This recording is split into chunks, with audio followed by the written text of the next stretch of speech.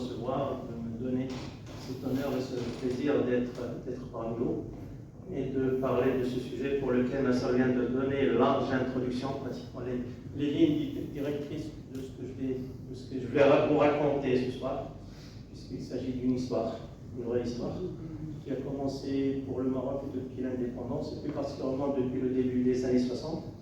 Une histoire qui continue jusqu'à aujourd'hui avec de nouveaux acteurs, de nouveaux problèmes, de nouveaux scénarios, de nouvelles perspectives. C'est l'histoire de la migration. C'est l'histoire de la migration et c'est l'histoire du développement d'une façon générale. C'est une histoire qui mêle le politique, le démographique, l'institutionnel, le social, l'humain, les relations internationales, la pression qui est exercée sur nous par l'Union européenne depuis un certain nombre d'années, et puis qui mêle aussi depuis peu depuis le début du siècle actuel, la problématique du terrorisme et d'autres problématiques qui sont venues s'incruster, notamment à travers le débat sur ce qu'on appelle la migration irrégulière. À travers la migration irrégulière. Et donc c'est ce processus d'une pratiquement 60 ans, 62 ans maintenant, qui peut être exprimé par la trajectoire migratoire. L'idée des migrations au début des années 60, comme il était également question au début des années 60 du tourisme, de l'agriculture d'exportation, c'était que le Maroc avait des besoins importants en ressources financières, qu'il avait un marché de l'emploi qui était très resserré, très fermé, qui ne permettait pas de créer suffisamment d'emplois.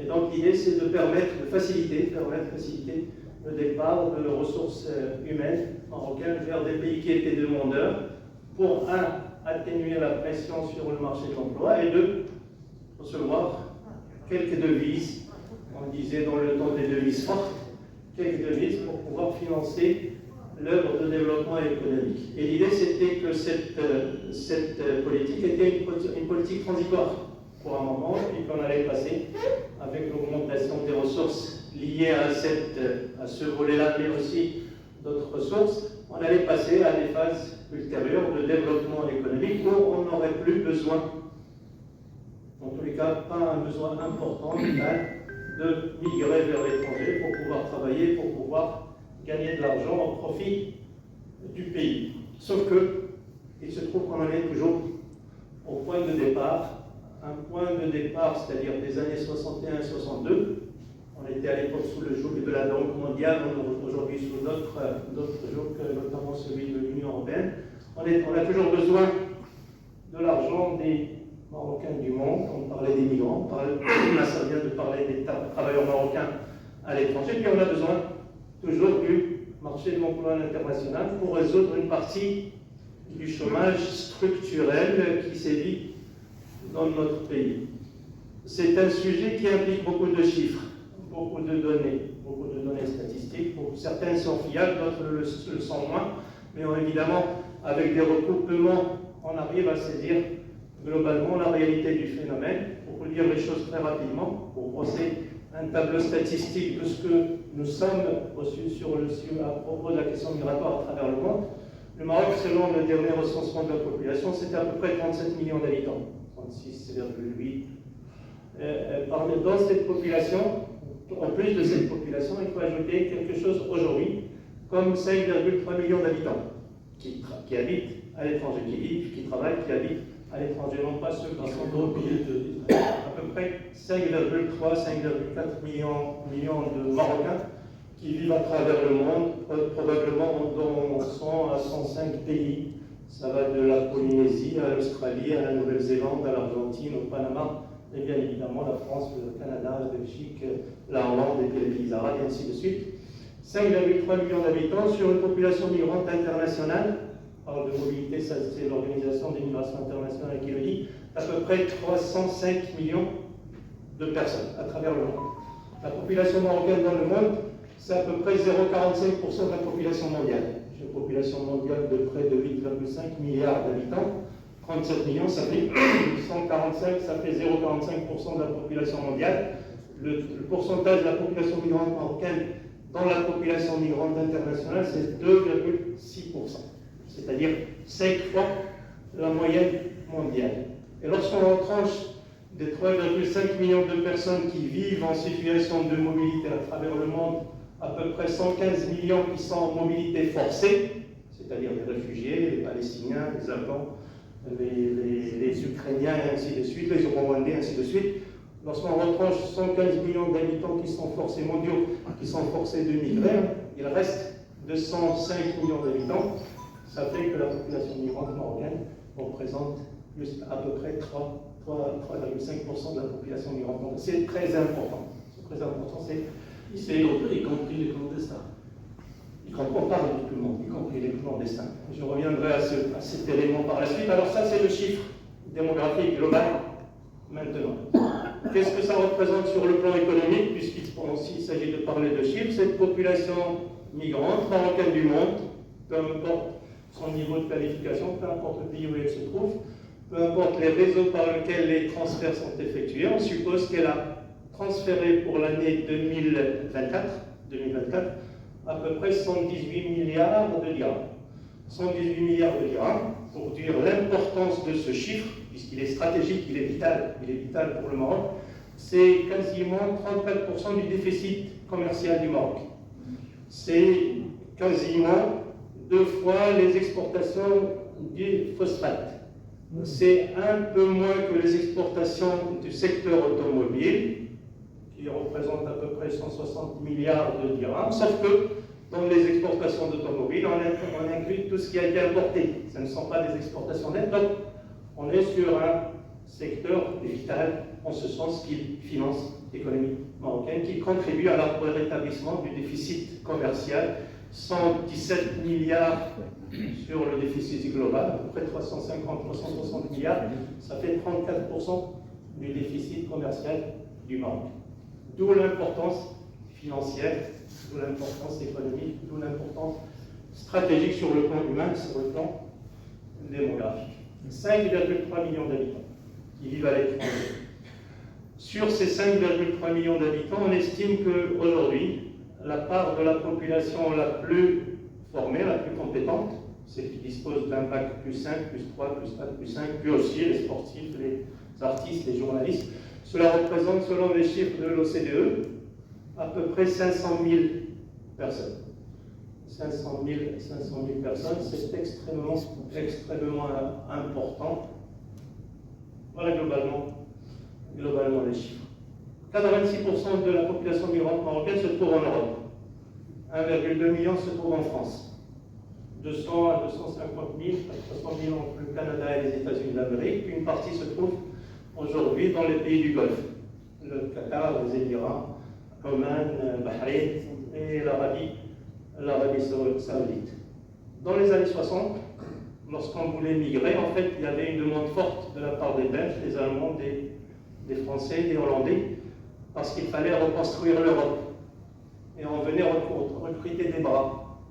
Il y avait des tâcherons, il y avait des entrepreneurs français, notamment des travaux publics et construction, qui venaient recruter sur le terrain, dans le Rif, au Sousse et dans différentes régions du Maroc, des personnes dont on voyait scruter les dents, la dentition, les bras, la force physique, et on recrutait, c'était cela, les travailleurs marocains migrants. C'était des gens qui allaient habiter un peu partout dans les différentes villes européennes à reconstruire, qui habitaient généralement dans les 7e, 8e, 9e étages, dans des chambres qu'on appelait des chambres de bonne, qui travaillaient 10 mois par an, 11 mois par an, qui amassaient un peu d'épargne, qui revenaient passer l'été au Maroc en ramenant de l'argent qu'ils ont gagné ou le transférant au cours d'année.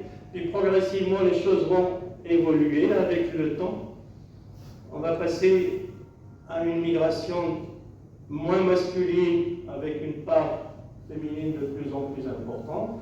Et puis progressivement, avec la fermeture des marchés du travail européen, avec la crise des années 70 et le début des années 80 en Europe, les frontières européennes vont commencer à fermer, mais pour autant, on va commencer à être un peu plus sélectif de la part des Européens sur le choix des migrants et migrantes marocains et marocaines, et on va commencer à aller vers une population, je n'ai pas le mot migrant, je parle d'une population en mobilité, une population de plus en plus féminine, de moins en moins illettrée, de plus en plus alphabétisée, et puis on arrive à la période des années 70-80, C'est la période où on était nous-mêmes en Europe, étudiants dans différentes universités, instituts de recherche.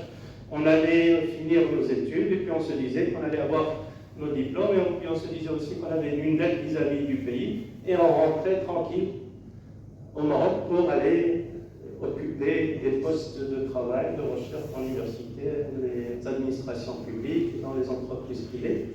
Et puis progressivement, avec la fin des années 80 et le début des années 90, parallèlement à ce qu'on va appeler le processus de Schengen et l'entrée en vigueur de ce qui va apparaître comme le système de visa, fermeture de l'Europe, et puis on va avoir cette évolution vers le fait nouveau qui va s'amplifier avec le temps, où les étudiants marocains vont commencer à rester, à vivre en Europe, en Espagne, en Allemagne, en France, en Belgique, plus Belgique, puis en Hollande, pour avoir la nationalité du pays où ils se trouvent, puis après pour rester dans ce pays, faire des enfants, puis on va voir apparaître la deuxième, troisième, aujourd'hui on en est à la quatrième génération, une conjonction, une connexion entre la fermeture des frontières, l'augmentation ou l'élévation du niveau de formation des Marocains du monde, et puis évidemment la volonté d'avoir la nationalité du pays où l'on vit, parce que la nationalité donne le passeport donne la liberté de circulation. Et puis un peu plus tard, avec l'entrée en force de l'espace Schengen et la fermeture des frontières, ce que nous avons commencé à voir depuis 2002-2003, les nouvelles politiques migratoires européennes, et pas seulement, vont faire la connexion entre ce qu'on va qualifier d'immigration irrégulière, parfois d'immigration illégale, parfois d'immigration des sans-papiers, ainsi de suite, et la migration qu'on va qualifier de régulière, c'est-à-dire prévue dans les accords entre les nations, entre les pays. À partir de 2002-2003, ce sont les nouvelles politiques migratoires européennes. Les fermetures, les portes de l'Europe vont globalement se fermer, quoique la fermeture des frontières de ce point de vue n'est jamais totale, mais pour autant, le nombre de Marocains qui continuent à partir, soit par regroupement familial, soit par contrat de travail, soit de façon irrégulière, soit à travers les étudiants qui restent en Europe, va pour autant continuer à augmenter. On estime que le nombre de Marocains qui ont migré du Maroc pour s'installer à l'étranger, je ne parle pas des mobilités de courte distance, de courte durée, ou des mobilités pour aller à la Mecque ou pour aller se soigner, mais des mobilités pour aller travailler et s'installer, on a estimé entre 2002, 2003 et jusqu'en 2012-2013 à près de 150 à 200 000 personnes qui partent annuellement pour aller s'installer dans différents pays européens. Et puis après, le spectre des pays possibles s'est élargi vers tous les horizons dont je viens de vous parler. Le Maroc continue à être un pays de forte émigration. Lien avec la migration irrégulière. Lien avec la migration irrégulière, c'est tout simplement à partir de 2003-2004, puis progressivement jusqu'en 2008, on a eu un certain nombre de pactes européens, de résolutions européennes, qui liaient la migration régulière à la migration irrégulière, qui liaient les aides, entre parenthèses, entre guillemets, deux guillemets, ou les accords d'association entre tous les pays européens et les pays qu'on appelle de départ. On a fait le lien entre le blocage des frontières pour empêcher les migrants irréguliers de partir et la possibilité d'avoir des contrats de travail pour aller travailler normalement, pour la raison toute simple, c'est que l'Europe continue à avoir besoin de main-d'œuvre étrangère. Elle avait besoin de main-d'œuvre étrangère pour construire les routes, les ports, les aéroports, les autoroutes, les infrastructures de base, les hôpitaux et ainsi de suite. Puis progressivement, cela a été globalement couvert. On a eu moins besoin de migrants pour cela, mais se sont ouvertes d'autres perspectives et se sont ouverts d'autres marchés, notamment le commerce, notamment l'industrie, notamment l'agriculture. Et on a continué à avoir besoin d'une main-d'œuvre peu qualifiée pour couvrir ces secteurs-là. Et aussi, les pays de migration se sont également diversifiés. On a vu apparaître dans le processus migratoire des pays comme le Pakistan, l'Afghanistan, l'Indonésie, les Philippines. Il y a une concurrence à l'international qui s'étale sur une espèce de niche ou de secteur de migration qui demande beaucoup de manœuvres. Et puis après sont apparus les secteurs à haute valeur ajoutée qui demandent des ressources humaines hautement qualifiées. Justement, alors maintenant, cette diaspora hautement qualifiée rentre-t-elle au Maroc récemment ou quel est maintenant le diagnostic que tu en fais? Mais avant cela, un chiffre important qui permet de changer la nature de la négociation sur la question migratoire entre un pays comme le Maroc et l'Europe. Et ce sont des données intéressantes à connaître pour les négociateurs marocains. Et généralement, malheureusement, soit on ignore les chiffres au Maroc, soit on ne sait pas s'en servir, soit on a un peu honte à parler de chiffres parce qu'on est un pays de générosité, de grandeur, et que du temps de Hassan II, on disait la tendance suivra. Or, la tendance suivra, or la tendance ne suit pas. Je vais donner deux éléments de négociation. En 2002, juste après la crise de Perril, si tout le monde s'en rappelle dans cette salle, Perril avec l'Espagne, on a eu ces soldats marocains ou ces agents des forces auxiliaires qui ont été capturés par les soldats des forces de sécurité espagnoles sur l'île, qui ont été après rapatriés dans les conditions qu'on sait par Bab Sultan au Maroc. Et puis on a eu un moment de glaciation avec la France, avec l'Espagne d'Aznar. Et puis après cela, en 2003, le Maroc a adopté cette loi sur migration et terrorisme, et sur le terrorisme, puis simultanément la loi sur la migration. Je me rappelle, c'était vers le mois de novembre 2003. Et puis on a pour sceller les retrouvailles avec les Espagnols, rien de mieux qu'inviter le Premier ministre ou le président du Conseil espagnol à Marrakech, Mamounia, et ainsi de suite, et ainsi de suite. Puis Aznar, qui se présente en conférence de presse face à à l'époque ancien ministre des Finances, et Aznar qui dit « Nous dépensons chaque année, pour faciliter le passage des Marocains entre différents pays européens et le Maroc, nous dépensons annuellement 2 millions d'euros. Et nous mettons dans la danse, sur le circuit, entre 6 et 8 000 soldats, agents de sécurité, forces de sécurité espagnoles, pour faciliter un chiffre important, 2 millions d'euros. Sauf que, évidemment, comme Aznar a parlé chiffres, le Marocain devait parler également chiffres, puisqu'il a déplacé la chose sur la finance. On avait évalué à l'époque que chaque année, il y avait entre 2 et 3 millions de Marocains qui traversaient l'Espagne, à l'aller et au retour. Sur 1200 km de territoire espagnol, on fait 2-3 plats, on mange 2-3 fois dans différents restaurants, on dort parfois lorsqu'on est fatigué dans des hôtels, 2 étoiles, 1 étoile, 4 étoiles, peu importe, parfois dans sa voiture. Mais l'estimation qui était faite à l'époque de ce que dépensent les Marocains pour faire la traversée était de près de 2 milliards d'euros pour la traversée. Je veux bien comparer. Et le ministre marocain aurait dû dire, voilà, nous, on va faire en sorte de construire un pont entre la France et le Maroc, et on va éviter, et on va voir qui c'est qui est. Non, il n'a pas cité. Il n'a pas cité cela, il n'a pas parlé, peut-être qu'il n'y a pas pensé, peut-être qu'il ne savait pas, peut-être qu'il considérait que c'était normal qu'on dépense pas. Mais peu importe. Les 500 000 personnes qui sont présentes en Europe en tant que personnes qualifiées, cela coûte de l'argent. Cela a coûté au pays de l'argent. Il y a juste, ça fait 1 mois et demi, il y a une évaluation qui est sortie au monde par un démographe célèbre en France, qui disait que chaque personne de 0 à 20 ans coûte aux Français 160 000 euros. Nous envoyons des personnes qualifiées, qui sont similaires en termes d'éducation, en termes de formation, en termes physiques, en termes d'apparence, en termes de formation, à tous les citoyens européens, du Portugal jusqu'en Finlande, et on peut estimer que chaque Marocain, chaque Marocaine nous coûte la bagatelle de 160 millions d'euros. 16 millions de dirhams. 1,6 million de dirhams. Lorsqu'on forme un médecin, pour 7 ans, c'est entre 100 et 160 000 euros. sur la durée de formation. La même chose lorsqu'on forme un ingénieur, l'école des mines, l'école Martelia, ça coûte beaucoup d'argent. Ça coûte beaucoup d'argent.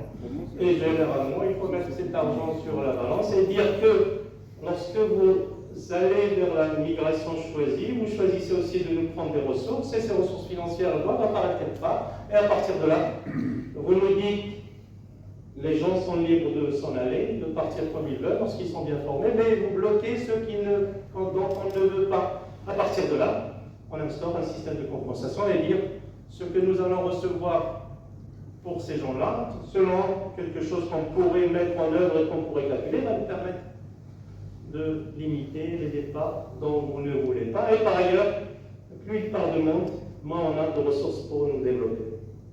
Plus il y a d'ingénieurs qui partent, moins il y a d'ingénieurs qui travaillent dans l'économie marocaine. Plus il y a de médecins qui partent ou qui restent à l'étranger, moins il y en a pour couvrir les besoins en soins de la société marocaine. Mais cela ne vient jamais dans les négociations. Pour la raison politique que peut-être on n'a pas envie de toucher ce volet, pour la raison financière peut-être qu'on se dit qu'on reçoit plus que ce qu'on donne, et pour la raison peut-être aussi plus généralement qu'on ignore le fait que ces choses-là existent et qu'il est possible d'en parler, il est possible de mettre ça en équation pour avoir une négociation sérieuse avec notamment les pays de l'Union européenne. Moi, justement, maintenant, comment faire pour, non pas pour éviter que les gens partent, parce qu'ils partiront de toute manière, mais comment faire pour que ceux qui souhaitent, parce qu'ils sont nombreux, collaborer au Maroc, et certains font même le pas pour venir parfois travailler à l'université, mais au bout d'un certain temps, on remarque qu'ils partent, ils repartent en fait. Est-ce qu'aujourd'hui, on a effectivement, il y a une tendance à ce que des compétences marocaines à l'étranger, je citerai par exemple l'université Mohamed VI Polytechnique, où il y a beaucoup de Marocains qui sont installés à l'étranger, des chercheurs notamment, qui viennent maintenant travailler. Est-ce que c'est une question seulement de salaire ou alors réellement il y a une volonté réellement de participer justement à cette nouvelle initiative de développement? On va inviter la question sur le retour. La question sur le retour suppose de poser la question sur le départ. Pourquoi on part? Oui, parce que pourquoi on part détermine aussi pourquoi on retourne ou on ne retourne pas. Et puis l'autre hypothèse qu'il faut tenir en considération, c'est que maintenant des Marocains du monde qui sont installés depuis un certain nombre d'années à travers le monde, un peu partout comme on vient d'en parler, deviennent pratiquement similaires à tous les citoyens des pays où ils se trouvent. Et à partir de là, leur comportement ressemble au comportement d'un citoyen lambda que tu pourrais ou non inviter à venir s'investir dans ton pays. En l'occurrence ici, le Maroc. C'est-à-dire vous avez une espèce, à part la partie patriotisme, la partie, on peut parler de nationalisme, à part la partie où on suit l'équipe nationale de foot, en Qatar, ainsi de suite. Une fois qu'on a enlevé ça, reste le volet matériel.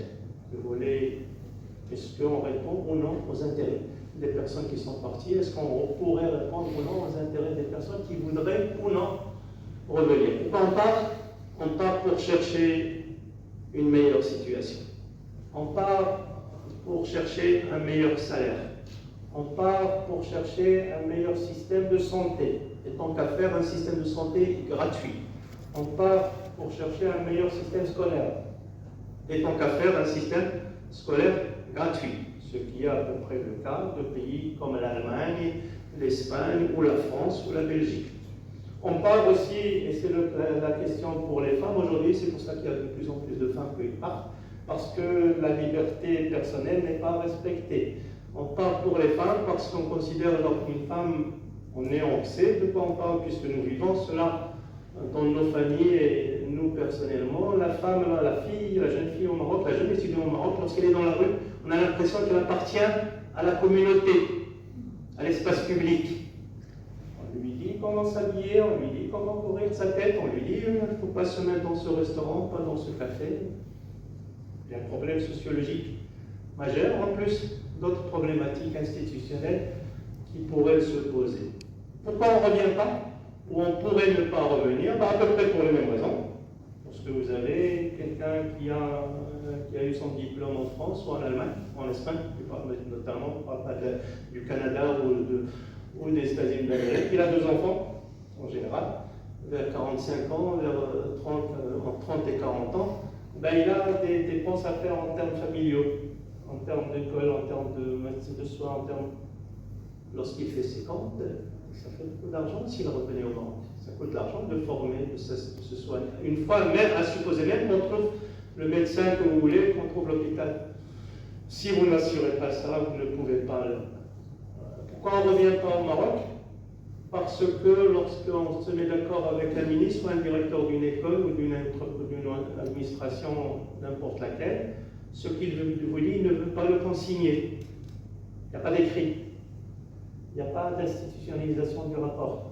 Les contrats ne sont jamais transparents, ne sont jamais suivis, parfois des faits. Lorsqu'on se rencontre avec un ministre, il vous dit à la fin d'une rencontre, on lui dit, Monsieur le ministre, vous signez ce dont vous nous dites sur un papier ce que vous venez de dire pour la suite. Ah non, ma parole suffit. Or, le fait est que le ministre change tout de suite, peut changer dans le mois qui suit, dans l'année qui suit, sans qu'il n'y a pas de suivi de service public, de la parole publique.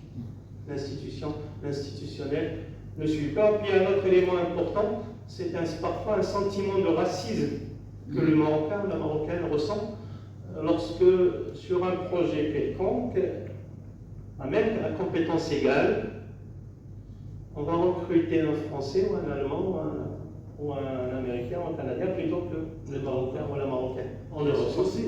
Mais ici, encore plus. Dans le racisme, et c'est encore un peu plus. Et puis vous avez quelque chose à laquelle on ne pense pas. On envoie nos filles à l'étranger pour vivre, pour travailler, pour se marier parfois. Mais lorsqu'elles reviennent au Maroc, parfois lorsqu'elles vont dans des hôtels 3-4 étoiles, on leur demande un contrat de mariage, peut-être avec leur mari. On leur interdit d'entrer. Non mais, pardon, je t'interromps. Alors je reviens à la question du racisme, quand même, qui est extrêmement importante ces dernières années. Et nous avons entendu parler de beaucoup de jeunes, justement des diplômés des grandes écoles, qui, au lieu de rester là-bas, décident de rentrer avant d'avoir formé une famille. J'y reviens. C'est important quand même. Alors là je reviens à quelques statistiques, même si elles sont très partielles, on n'a pas les données, on a des pourcentages. Selon une enquête qui a été faite récemment, entre 2018 et 2020 par le commissariat du plan, on se dit que près de soit 25% des Marocains sont déjà rentrés au Maroc, installés à l'étranger. Sur des 25%. On se dit que 25% sont qualifiés, personnes qui ne parlent pas du commun des migrants, mais de personnes qualifiées.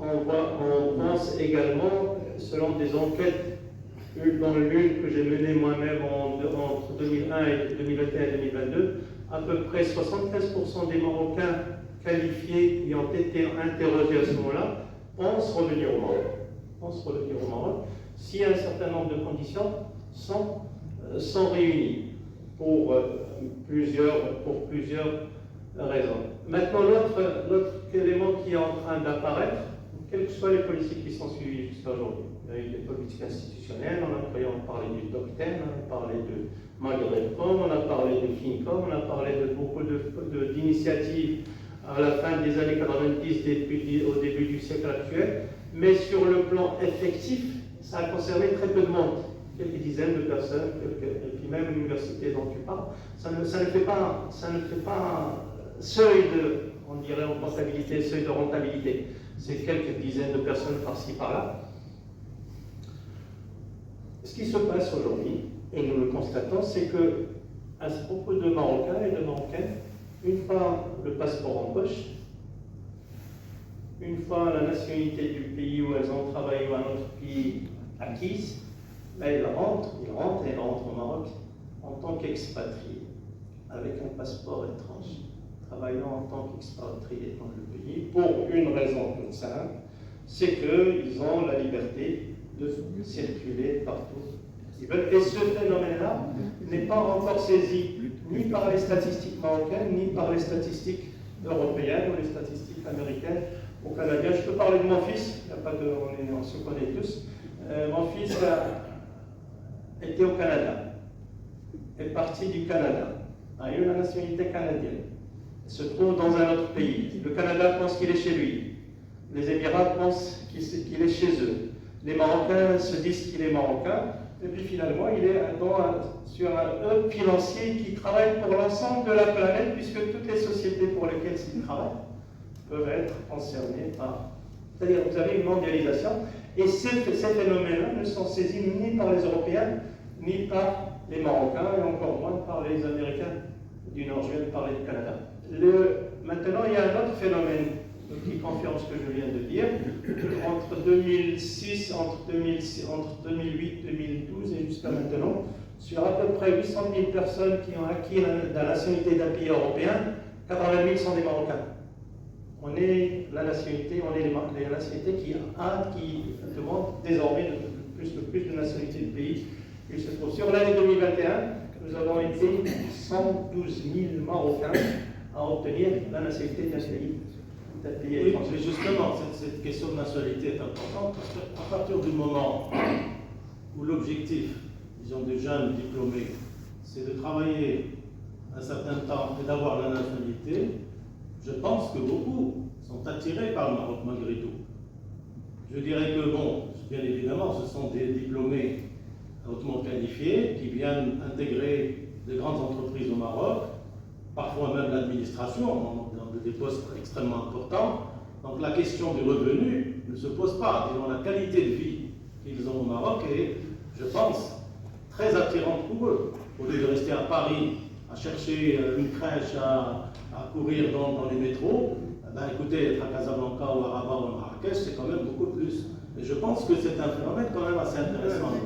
Je n'ai pas de chiffres. C'est celui-là dont je viens de te parler. C'est celui-là c'est celui-là qu'il faut saisir, mais encore une fois, cela concerne encore peu de monde. Cela concerne oui, mais ça existe, oui, bien sûr, bien évidemment. Et c'est ce qui pourrait encourager, renforcer cela, peut-être demain, c'est justement faire en sorte que le système éducatif et le système de santé suivent. Donc on voit bien finalement que faut-il faire pour qu'ils soient plus nombreux. Bien évidemment. Parce que dans tous les cas de figure, lorsqu'on compare les revenus réels d'un Marocain qui travaille à Paris et du même Marocain qui travaille au Maroc, aujourd'hui à Paris, avec une famille de personnes, à 4, il faut 8 000 €. Au Maroc, avec une famille à 4, on pourrait se satisfaire de 3 000, l'équivalent de 3 000 € avec travail à domicile, avec un certain nombre de services. Mais pour autant, c'est l'ambiance générale, c'est le phénomène d'ambiance qui fait qu'on reste ou on repart. Mais dans tous les cas de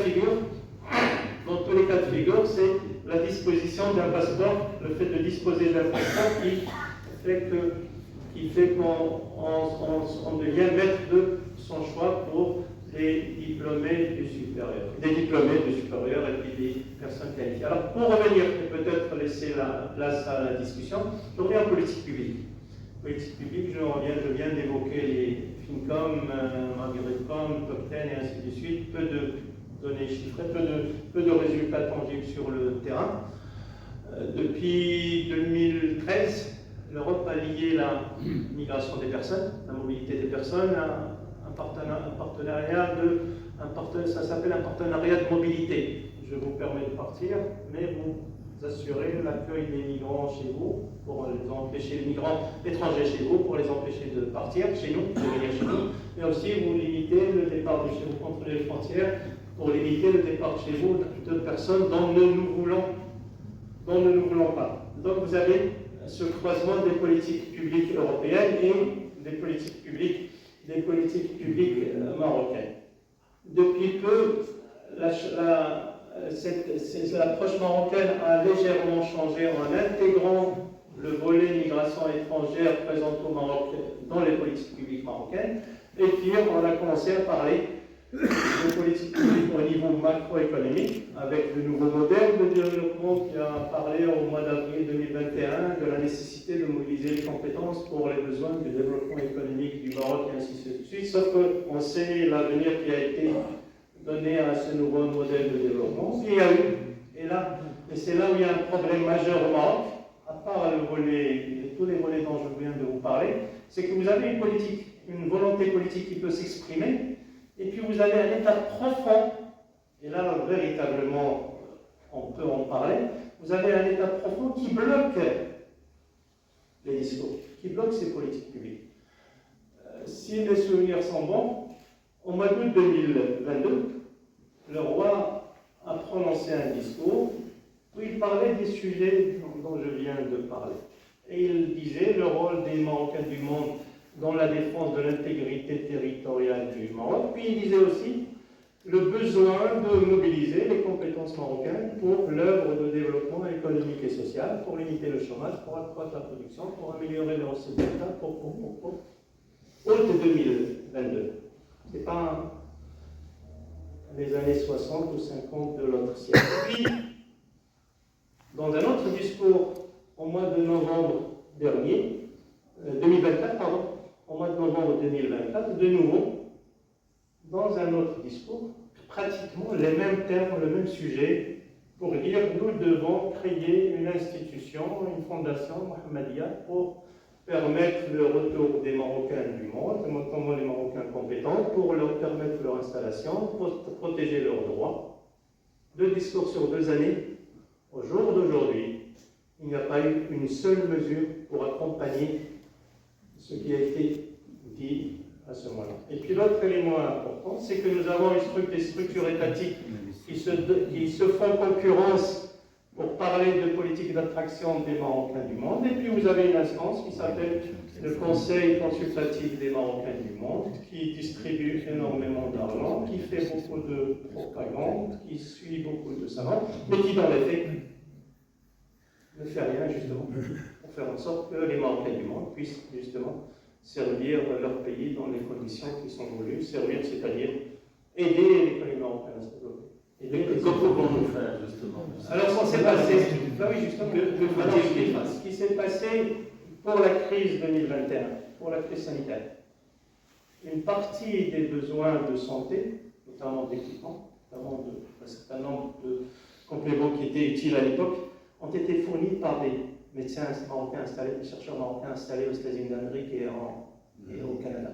On a eu des structures qui ont accompagné, qui ont aidé, qui ont transféré, qui ont permis les financements, qui ont permis qu'on reçoive les vaccins à l'époque. Il y a eu aussi des aides de Marocains du monde du Canada, d'autres pays. Puis à l'époque également, on se rappelle que les transferts des Marocains avaient bondi de près de 24%, parce qu'on s'est dit, tiens, les Marocains avaient besoin au Maroc. Puis après, les choses se sont tassées. Que faut-il faire? Ben, il faut en finir avec le Conseil consultatif des Marocains installés à l'étranger. Que faut-il faire? Il faut multiplier le nombre de consulats marocains installés à l'étranger. L'ensemble des consulats marocains, quasiment, sont installés en Espagne, en Italie, en France, en Belgique et en Hollande, pour des motifs de sécurité et de contrôle. On a parlé tout à l'heure. Nous avons un territoire qui s'appelle le Canada. Le territoire canadien, c'est de Québec jusqu'à Vancouver, sur 5500 km de largeur. Au centre du Canada, vous avez des États qui s'appellent le Saskatchewan, le Nebraska, et d'autres États dont nous recevons une partie de l'alimentation qui nous sert à compléter notre repas quotidien. Des lentilles, des pois chiches et autres aliments de base, ils sont produits par des Marocains. Les Marocains ingénieurs travaillent dans ces zones-là, dans l'agriculture, mais aussi dans l'énergie renouvelable, dans l'épuration de l'air. Vous avez à Québec, au Québec, vous avez des sociétés d'aviation qui sont dirigées par des Marocaines. Vous ne pouvez pas avoir un seul consulat à Montréal. Vous devez avoir un consulat à Vancouver. Oui, Au-delà des consulats, quoi d'autre? j'y arrive. Justement, on va changer tous les éléments négatifs dont j'ai parlé. Changer la façon de fonctionner de l'État, du gouvernement, signer des accords de partenariat avec les Marocains du monde, signer des accords de partenariat avec des écoles, au travail des universités, au travail des partenaires du monde, augmenter les salaires dans les entreprises publiques, augmenter les salaires à la Banque centrale, augmenter les salaires parce que aujourd'hui, nous, par exemple, dans un secteur de sécurité, dans la sécurité sur l'informatique, tout ce qui concerne aujourd'hui les technologies de l'information, nous manquons d'ingénieurs, alors que certains ont été formés au Maroc. Vous ne pouvez pas intégrer un ingénieur qui peut vous protéger contre toutes les attaques dont on a parlé notamment ces derniers temps, en lui donnant 2 000 ou 20 000 ou 25 000 dirhams. C'est pas possible, c'est pas normal. Il faut donc intégrer le volet salaire. Donc, et notre élément, c'est faire en sorte que dans des centres de recherche, dans des hôpitaux, on donne plus de prérogatives, plus de liberté, plus de capacité à recruter, à amener des médecins marocains du monde, à les faire travailler, pas nécessairement sur le long terme, mais à signer des contrats de partenariat sur le court terme. Puis l'autre élément important, et nous parlons maintenant de la termination de l'autonomie dans notre province saharienne, les migrants sont pour la plupart attachés, beaucoup sont attachés à leur région, et créer des liens entre les régions et les Marocains du monde qui se trouvent un peu appelés. On sait que les rifins sont très nombreux en Hollande, on sait que les soucis sont très nombreux en France et en Belgique, et on doit créer des liens institutionnels plus forts dans le respect des droits de ces personnes. Ces personnes doivent être respectées, leurs biens doivent être protégés, ne pas avoir de problème avec leur banque, avec le système de distribution d'eau et d'électricité. On ne doit pas piller leurs biens lorsqu'ils restent au Maroc. Donc tout cela, ce sont des éléments qui font un ensemble de sujets institutionnels, de protection de droits, qui permettraient de redonner confiance dans le pays. C'est-à-dire, tiens, ce pays va nous accueillir, on est bienvenus, on n'est pas seulement des vaches à produire de la ressource et de l'épargne, on est aussi voulu pour nos compétences, évidemment. Je me rappelle, et puis là, je vais en parler parce que ça m'a fortement mécontenté. Là, il y a quelqu'un qui a été parmi les rédacteurs du nouveau modèle de développement. Il a été rédacteur, il est présent à Aix-en-Provence, et ainsi de suite, sur les médias. Et puis, un moment après le service après-vente, lorsqu'il a parlé des Marocains du monde, alors que le nouveau modèle de développement disait le poids de ces Marocains du monde dans le développement du pays, là, il a dit les Marocains du monde, surtout, devraient saisir les opportunités qui leur sont offertes d'aller amasser les mandarines et les fraises à Murcia. Il a rédigé.